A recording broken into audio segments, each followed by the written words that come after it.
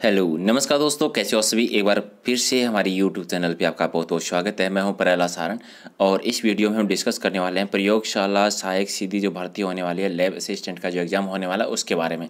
देखिए सिंपल सा बता देता हूँ कि वीडियो है क्यों, किस लिए। सबसे इम्पोर्टेंट चीज़ तो ये है कि इसके लिए हम आज से लाइव टेस्ट शुरू कर रहे हैं, तो सबसे इम्पोर्टेंट न्यूज़ तो वो देनी थी। तो उसके साथ मैं चाह रहा था कि हम डिस्कस कर लें कि इसका सिलेबस क्या है, क्या पढ़ना चाहिए, क्या नहीं पढ़ना चाहिए, पेपर कैसा होगा, प्रोसेसिंग क्या रहेगी, उसके बारे में भी हम डिस्कस कर लेते हैं और लाइव टेस्ट सीरीज है वो शुरू करेंगे आज से। ठीक है। देखिए जो पेपर जो होने वाला है ना, वो 300 नंबरों का होने वाला है। ठीक है।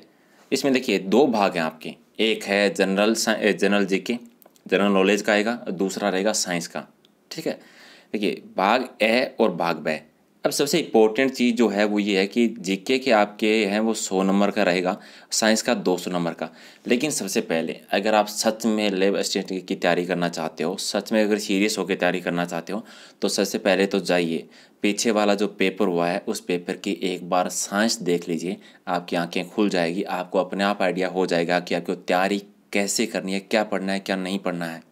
और अभी तक अगर पीछे वाला अगर पेपर नहीं देखा है तो कोई भी चीज़ आपको समझ में आने वाली है नहीं, चाहे किसी की बातें सुन लेना, क्योंकि यूट्यूब पर बहुत सारे ज्ञानी लोग बैठे हैं, बहुत सारे वीडियोस देखे हैं मैंने, जो चीज़ें बताई है। देखिए इंपॉर्टेंट ये कि आपकी टाइमिंग जो रहेगी 2 घंटे की रहेगी। ठीक है। 100 नंबर का जीके होगा, 200 नंबर की आपकी साइंस रहेगी। ठीक है। सबसे इम्पोर्टेंट चीज़ है कि आपका 40 कंपलसरी है। जब तक आप 40% नहीं कर लेते तब तक तो आपकी ओएमआर शीट है वो चेक होने वाली भी नहीं है, रिजेक्ट हो जाएगी सीधा। तो सबसे पहले जिस चीज़ पे ध्यान देना है वो है 40%। अब नेगेटिव मार्किंग है वो 1/3। इसका मतलब होता है कि 3 क्वेश्चन अगर आप गलत कर देते हो तो आपका एक सही क्वेश्चन भी कट हो जाता है। ठीक है। अब बात करते हैं सिलेबस की। देखिए सिंपल सी बात बता रहा हूँ, बिल्कुल सही बात। पढ़ना आपको पड़ेगा, तैयारी आपको करनी पड़ेगी। लाइव टेस्ट से सिर्फ इतना हो सकता है कि आपकी प्रैक्टिस हो जाएगी, जो आपने पढ़ा है उसका मूल्यांकन हो जाएगा और कुछ नए क्वेश्चंस आपको याद होंगे। साथ में जो पीछे के एग्जाम में जितने भी क्वेश्चन पूछेंगे वो आपके कवर हो जाएंगे, आपको पीडीएफ मिल जाएगी।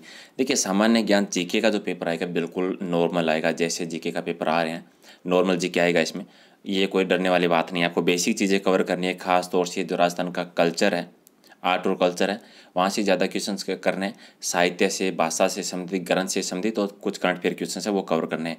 ये सिलेबस मैं पूरा बोल के नहीं बताऊंगा आपको, कुछ इंपॉर्टेंट चीज़ें वो बता देता हूँ। सिलेबस की पीडीएफ दे दूंगा, अगर आपके पास है तो अच्छी बात, अगर नहीं है तो इसकी आपसे पीडीएफ ले लेना और तय कर लेना कि कौन कौन सी टॉपिक है।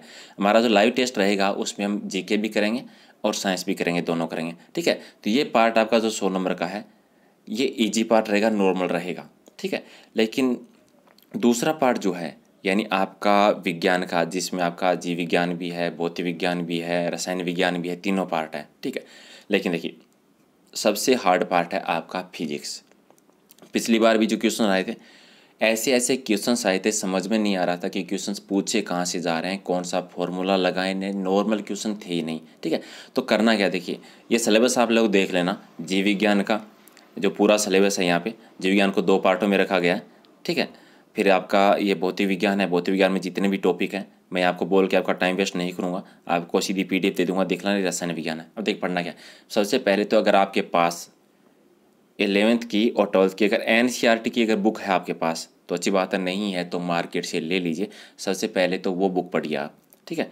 ये बुक पढ़ने के साथ साथ पीछे के जितने भी एग्ज़ाम हुए हैं उनके जितने भी क्वेश्चन हैं वो कवर कीजिए, क्योंकि 20-30% क्वेश्चन तो है ना पीछे वाले कवर हो जाते हैं। जो पहले पूछे जा रहे हैं वही क्वेश्चन है वो दोबारा पूछे जाते हैं। तो सबसे पहले तो यही करना है कि 11वीं और 12वीं की एनसीईआरटी बुक पढ़नी है, वो पढ़ लो तो पीछे के क्वेश्चंस कवर करें। जो लाइव टेस्ट होंगे वो हम उसी से स्टार्ट करेंगे।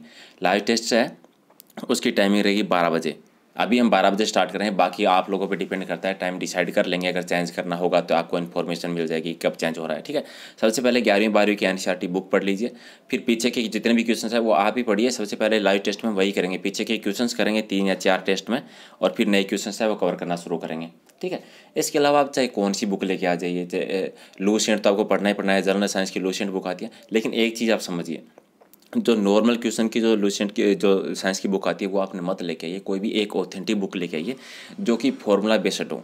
जो फिजिक्स के इनके जो फॉर्मूले हैं वो आपको याद करने पड़ेंगे, सूत्र आपको याद करने पड़ेंगे। एक बार आपको ये चीज़ें ऐसे समझ में नहीं आनी है, आप किसी की भी बातों में मत आइए, चाहे वीडियो आप कितना ही देखिए, लोग बहुत सारे ज्ञानी अलग अलग टाइप के ज्ञान दे रहे हैं, लेकिन एक बार आप पीछे का पेपर देख लीजिए, आपको समझ में आ जाएगा कि उस पीछे वाले पेपर से आपको कितने क्वेश्चंस राइट हो रहे हैं, कितने क्वेश्चंस आपके देखे हुए हैं और कितने क्वेश्चन ऐसे हैं जो आपने लाइफ में कभी देखे ही नहीं है।